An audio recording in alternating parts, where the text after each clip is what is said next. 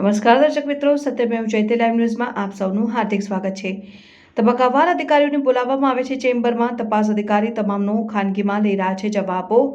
કરજિયા ગામના પણ રહીશો રજૂઆત કરવા દોડી આવ્યા।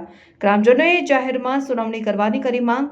IOCLના એક્ઝિક્યુટિવ ડાયરેક્ટરના સ્થાને નીચલા હજી કરી રહ્યા છે હાજર। કરજિયા ગામના અગ્રણી પ્રિતેશ પટેલનું નિવેદન। 2-5 ગામ નહીં પરંતુ સમગ્ર વડોદરા શહેરનો સવાલ છે।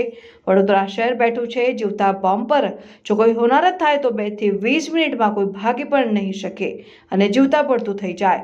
સમગ્ર પ્રકરણ દબાય નહીં તેવી ગ્રામજનોએ કરી માંગ।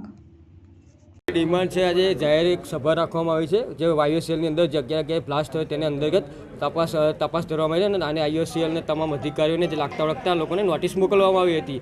જે પેપર આઉટ થયું હતું ગઈકાલે અને તેમને આજે હાજર રહેવાનું ઉલ્લેખ કરવામાં આવ્યો હતો।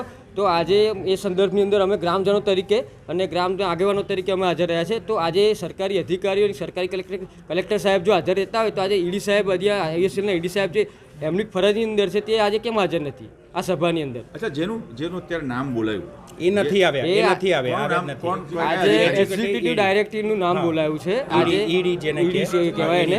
આજે એ આવ્યા નથી અને એમની જગ્યાએ લેન્ડ એક્વિઝિશન ઓફિસર છે એમના જે નીચેના અધિકારીઓ છે એ એમની જગ્યાએ ગયા છે અંદર। તો એમની સત્તા જ કોઈ નથી।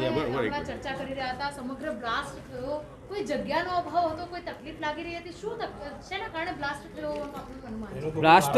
બ્લાસ્ટ તો આવે જો એ લોકોની કોઈને કોઈ મિસઅન્ડરસ્ટેન્ડિંગ કે કોઈ લોકોની બેદરકારી જ કહેવાય। કેમ કે આટલી મોટી વિફાની અંદર જો એ લોકો વિકાસના દાવા અને સેફટીના દાવા કરતા હોય જ્યારે અમારી રજૂઆત આગળ પણ નવા બ્લાસ્ટ બને એની અંદર અમે કરેલી જ છે અને સમસ્ત ગ્રામજનો આજુબાજુમાં જે રસ્તાઓમાં જે ડિઝાસ્ટર થાય ને જ્યારે પબ્લિકની ઉપર જે પ્રેશર આવી જાય ને પબ્લિક સમસ્યાઓ મુકાય છે ત્યારે બી અમે રજૂઆત કરી છે।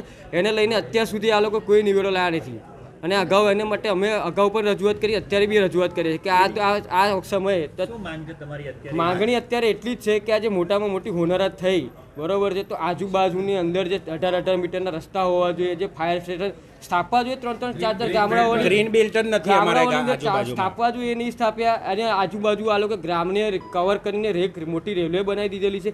જે રેલવેથી અંદર કેવું છે કે આજુબાજુને જો આવું હોનારત થઈ જાય ને તો 2 મિનિટ કે 20 મિનિટ તમે ગણો તો ભાગવાનો ટાઈમ જ ના મળે ને જીવતા ફૂંકાઈ આજુબાજુમાં અમારે રેલવે આવેલી છે। 1-2 લોકો નથી આ આજુબાજુમાં કરજિયા ગામ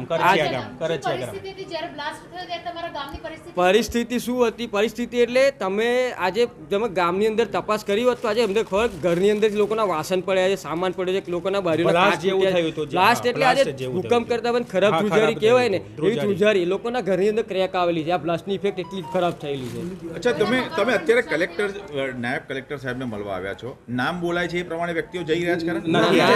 આજે એક્ઝિક્યુટિવ ડાયરેક્ટરનું ઈડી સાહેબ નામ બોલાવ્યું તો આજે જવાબદારી હોય બધાને પણ આજે 1 કલાક સમય કાઢીને એમને આવવું જોઈએ ને। આજે જે એમનો રાઈટ છે કે અમને જવું જોઈએ કે એમને બોલાવ્યા છે તો આજે કલેક્ટર સાહેબ એમને તો નહીં બોલાવે કે એમની નીચેની અધિકારીઓને આજે એમને આવવું પડ્યું। શું એમને આ વાત વર્ષોથી દબાય જ છે। આ વસ્તુ દબાવવા માંગે કે અમારો આ પ્રશ્ન એવું નથી કે અમારો એકલો જ પ્રશ્ન છે। આજે સમગ્ર વડોદરા એક જીવતા બ્લાસ્ટ પર બેઠેલું છે, બોમ્બ પર બેઠેલું છે। આજે એક સમગ્ર નાના 3-4 ગામડાઓનો કે 5 ગામડાઓનો કે 10 ગામડાનો ઇસ્યુ નથી, સમગ્ર વડોદરાનો ઇસ્યુ છે। અને આ અગાઉ આવા નવા આવી ઘટનાઓ બનતી રહે છે બરોબર। એ ઘટનાઓ ના બને આજે વડોદરા સલામત રહે એના માટે અમે રજૂઆત કરી।